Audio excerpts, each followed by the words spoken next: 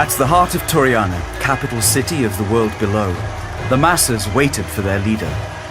The plaza of the Primus Palace was flooded with an ocean of humanity.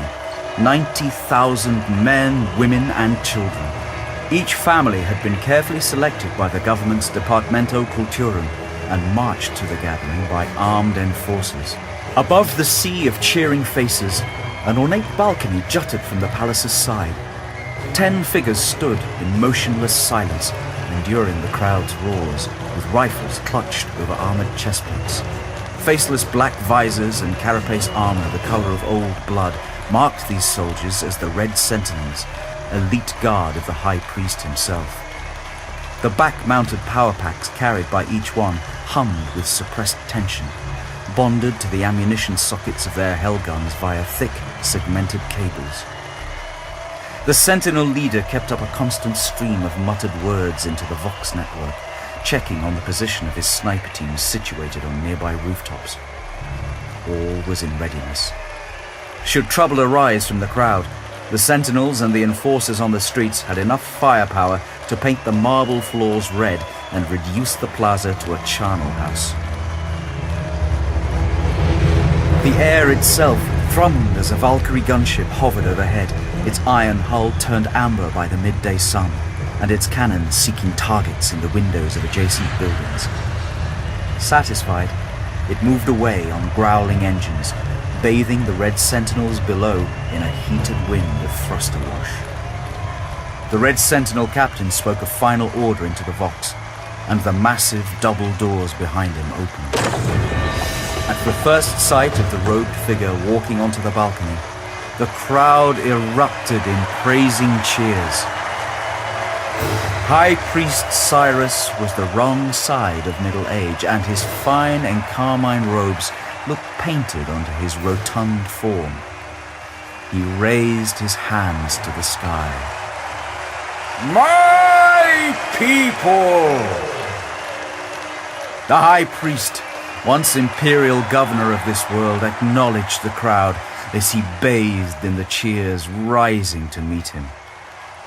His was a solemn duty, to herald in a world free of imperial taxation and tithe, a world under his rule, aided by the Council of Cardinals, known collectively as the Benevolence. "My people, hear my words. We stand at the dawn of a new age of peace and prosperity. No more shall we hurl our faith and fortunes into the furnace of imperial slavery. No more shall our world suffer alone, ignored by the imperium of man. No more shall we struggle through famine and civil war, led into folly by self-serving ministers appointed by distant terror. This is the age of the benevolence, the new faith. The benevolence encircles us all in hope and trust. Faith in one another, faith in other worlds that have thrown off the same shackles. Shoulder to shoulder we stand defiant against the oppression of the past." The crowd roared as Cyrus had known it would. Already they were chanting his name as their savior, their saint.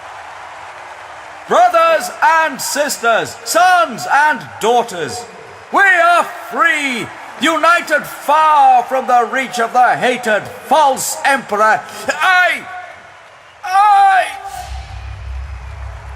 He never finished the sentence. The fat man staggered, gripping the balcony's railings. The Red Sentinels moved as one, their rifles up and panning for threats. The cheering from the crowd was drowned in confusion. The huntress smiled as she watched. The timing had been perfect. The venom delivered the very moment this false prophet dared to decry the God Emperor. The crowd had seen it. The hololithic image feeds had recorded it, so the whole planet had witnessed it. Now they knew the price of blasphemy and secession. The digital weapon concealed on her gauntlet was only good for a single shot, one sliver dart rich with neurotoxin. The targeting laser was flashless and easily powerful enough to pierce the heretic's silk robes. She'd fired it right into his spine, and none of the red sentinels were any the wiser. The high priest tumbled forward, and he pitched over the balcony's edge. He didn't scream as he fell, for he was already dead.